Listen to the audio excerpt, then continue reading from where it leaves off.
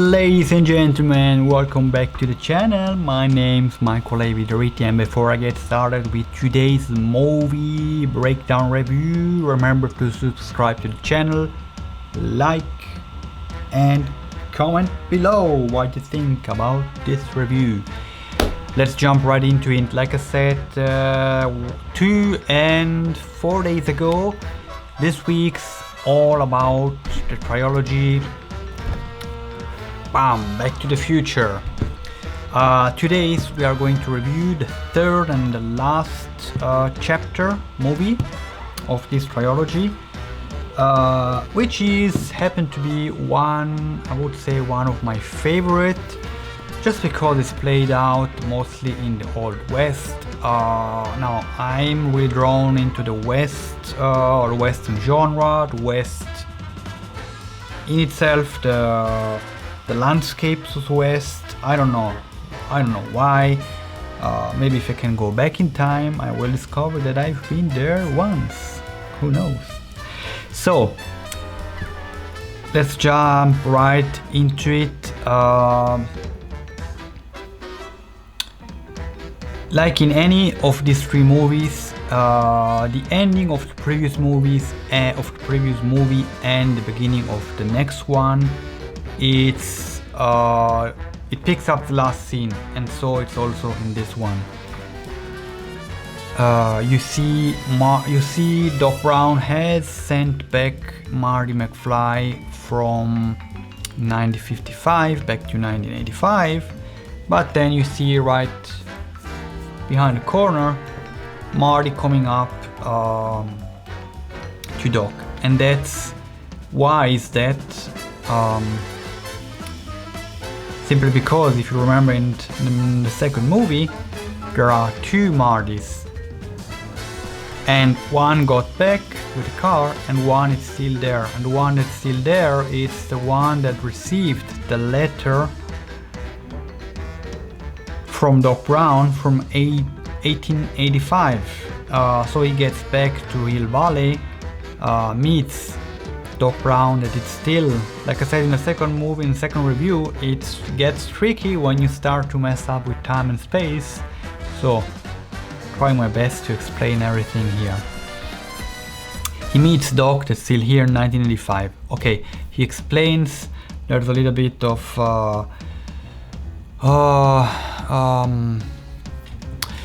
debate and confusion why you're here and so on and so on. They discover, okay, Marty McFly, the one that hits in 1955, needs to get back in 1985, but there is no time machine, no DeLorean in this space and time where he is. But he knows also that he received a letter from the other Doc Brown from 85 that has actually written that he left the DeLorean in a cave, and there is also a manual how to repair the car. So Act 1 is actually all about setting up the setup of this, explaining why this happens, why the two characters are there, and to get the car back to basically get Marty back to the future. The plan is actually get the car, repair the car, send Marty back in 1985, and they lived happily till the end of their days. That's not what's happening in this movie. Let me tell you this. They discover the tomb, the grave of Doc, where they discover as well that he got shot by beef of the Old West. That's also something that is really fun and awesome to watch.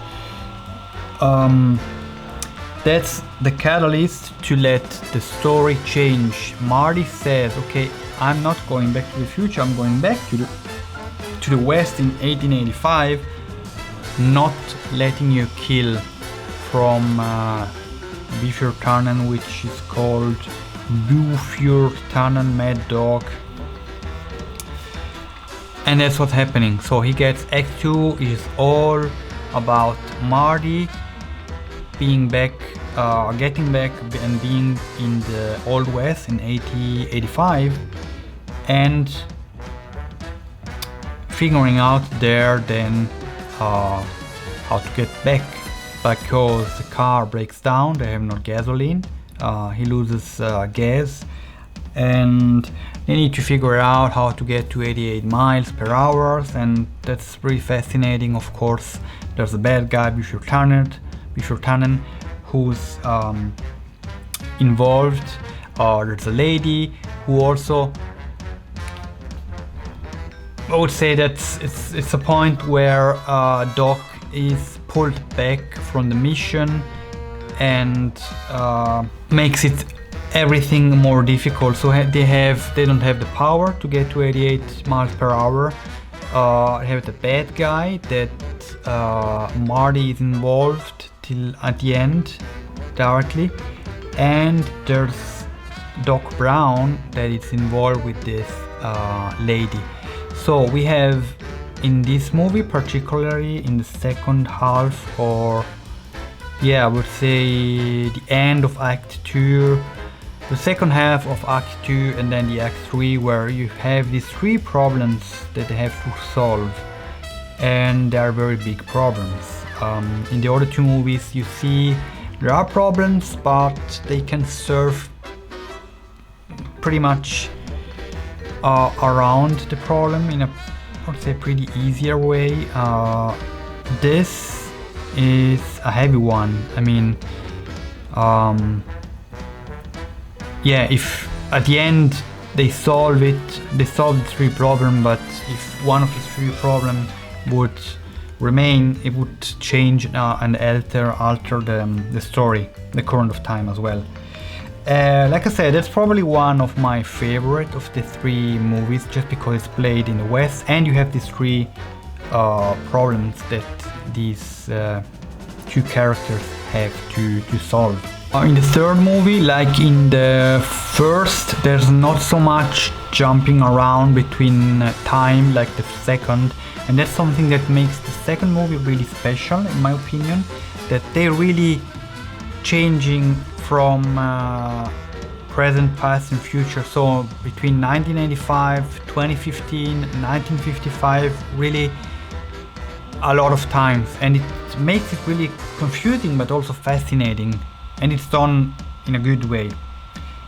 The first and the third movie are more static. The first movie, they go back from 1985, or yeah, Marty goes back to 1955, and in the third movie he goes back from 1955 to 1885, and they stay pretty much there and then get together. They get back.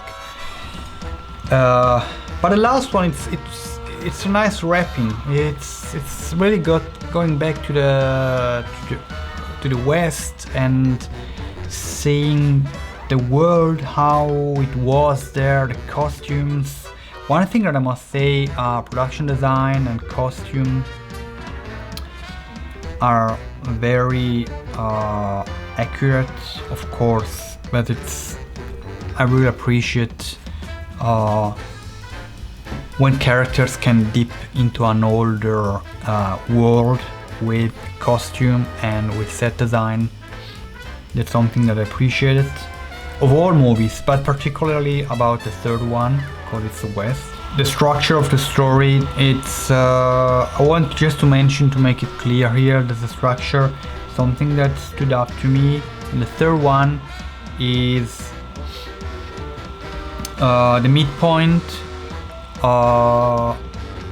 when the bad guy so-called disappeared for a moment, and then when the moment where it seemed that the hero loses everything. The midpoint, typically the midpoint, it's a false low or high point. In this scene, it's a false low point you see during a party in the West there in Hill Valley. Buford Cannon, the bad guy, gets there and almost gets involved seriously with Doc and then Marty. then just for a few scenes, a few moments, a few minutes, he disappears, and Marty and Doc have time to get together to figure stuff out. And then there is the showdown. There's a duel between Beef and Marty, and Marty gets shot and he falls down, and you think, oh, what's happening now? I mean, he got shot, he's dead. What's happening to the story? What's happening between Beef and Doc that had some issue? Of course, Marty is smart. He put something about an iron vest, an iron thing, a protection of iron that he saw in a Clint Eastwood movie. That's also a funny thing that he calls himself Clint Eastwood in this particular time in the West era that he is in. He says, "Oh, my name's Clint Eastwood," and this thing that he puts, this iron stuff thing, saves him, and everything gets good at the end. So that's a review of this week's Back to the Future. Let me know in the comment below what you think about this trilogy. Which of the three movies is your favorite? In general, what you think about the story, about the acting, about the playing with time and space. How was it done in your opinion? In my opinion, it's one of the greatest movies regarding time and space and how they showed it, how they filmed it. Remember to like the video, subscribe to the channel. Thank you very much for watching, guys, and I see you next week in the next one. Bye.